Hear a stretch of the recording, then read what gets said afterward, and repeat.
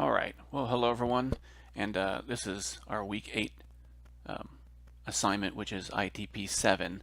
I want to talk about real quick how you do the project file for this because it really doesn't explain it in the directions, and I figured it'd be easier if I just showed you real quick. Okay, a couple things up front. Number one, don't stress about this project file. When you read the assignment, you might think, oh my God, there's a lot to do with this, and am I going to get it? Will I get it right? Will I get it wrong?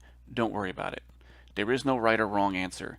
The project file changes are just a tool to help you answer the questions that come later. As part of the assignment, you have to provide a change management plan, which is going to talk about how you're going to handle these changes that you're going to make. And you also have to do an assessment, which talks about, after I made these changes, what happened to my schedule, what happened to the cost.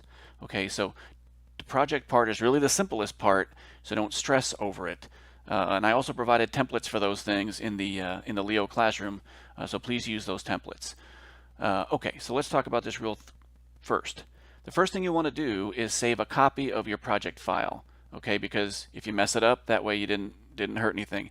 Use your latest project file, which would have been from a couple weeks ago, where you made some changes and you put in the resources and all that. Okay, so make sure you have that one saved, and then you do a save as and make this one your week 8 and your team name. Okay, in this case I just called it baseline and changes because that's what we're going to do. We're going to make a baseline, we're going to see where we are, and then we're going to make some changes and see what the effect is. So first things first, please make a copy of your original good project before you start making changes to it. All right, the first thing we need to do is to set a baseline. Okay, here's what you do. Once your project is open, you go to project, click on project, you go to set baseline, and you click set baseline. You get a little option box here. You want to set your baseline for the entire project. So this means a baseline is nothing more than a snapshot of your project before you start making any changes to it. It's like your original. And then you have version 1, 2, 3. You can have many baselines as you go. That's all a baseline is your original version, and then you can assess the changes that you make over time. So set the baseline for the entire project, click OK. You won't notice anything happening there, so pretty simple. Then we need to insert some columns. The first thing we want to do is we want to insert a percentage complete column. So you could put this anywhere you want. I recommend you do it right to the left of the resources name. So you right click on that column, insert column, you choose percent work complete. Okay, and then you can make that column smaller because it's big to start with and you don't need that. Okay, we've inserted the percent work complete. We also need to do a couple of others that we're going to use later. So we want to also insert cost variance and finish variance. So we're going to do the same thing here. We're going to go right click on this column, insert cost variance. You just type in C and then you find it, cost variance. Then we need to make this column smaller again. And one last thing, insert, and this time you want to insert finish variance. So you just click F, find what you want, finish variance, make it smaller. This is going to tell us when we adjust the cost of things what the difference is, and when we adjust the schedule what the difference is. The variance is the change from your baseline. Okay, really simple. So we've added the columns that we need. The instructions tell you to put some other columns in there. Just do what I'm telling you to do and put in these columns. Okay, then we need to set our update our project for where we are now. Okay, so here's what we need to do. You gotta, well, actually let's save it first. Save where we are. Okay, then you're going to go to update project. Okay, and you want to update work complete through today's date, or you know, it could be a couple days further depending on when you're doing this. And all you do is hit OK. Now watch what happens to the percent complete for work. You'll notice those change as you go. So if you look up on some of the earlier tasks that have already been passed, they're at 100%. So this assumes that your estimates are correct, and if something was going to take 3 days and you said it was going to start a couple weeks ago, it will be done. So all of those tasks that are in the past are complete.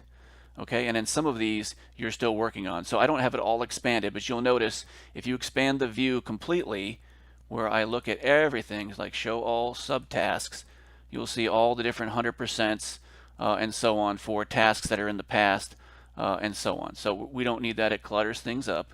so we're not going to look at that necessarily. But you'll see this percentage work complete column will change with where you are. It just calculates it based on today's date. Okay, then you need to go and make your changes. Now, everyone's project file is different. Yours is not like mine. It's similar, but it's not the same. So you need to read the scenario and you need to go in and make the changes, okay? So in one scenario instance, it says that some equipment is going to be delayed. It's going to take twice as long to arrive, but the cost will be unchanged. So I'm just going to take something that hasn't happened yet, and you see here, I need to find a receive hardware. Let's see if we can find, here we go. Receive equipment.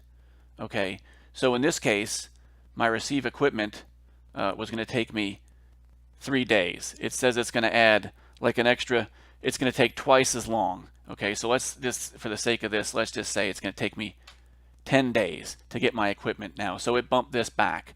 You notice my variance changed by 7 days because it was 3 and now it's 10. So I added 7 days to my schedule. I'm not going to go through each of these. You just need to go through your project, and every place you had order hardware, you need to double the time that it's going to take. So if you had 10 days to receive equipment, you make it 20. And you'll notice that your finish variance will change. Okay? And then the other task was, or the other scenario part was software cost changes. The cost doubles, but the schedule, they're going to deliver it on time, but the schedule will be it'll take twice as long. So where you had software, let me see if I can find one here. Yeah, you had software. You notice here where I have software, it cost me $475. Okay, so I'm going to go right in here. I'm going to double click it. Okay, I'm going to go to resources, and I'm going to make that, it's going to double. I'm going to make it $1,000. Okay, as soon as I hit OK, that increased my cost.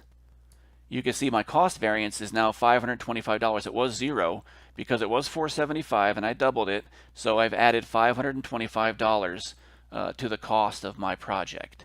Okay, so every place you had order software, increase your cost just by doubling it, and you'll notice that your cost variance column will reflect that. Okay, so every place you change the schedule, you'll see an increase in your finish variance. Every place you increase the cost, you'll notice an increase in the cost variance. And then the last thing was where the infrastructure was delayed by 30 days because some of the construction work didn't happen. So you got to go in there, and I'm not going to go through it here, but you get the idea. You go in there and you add 30 days to the things that would be affected.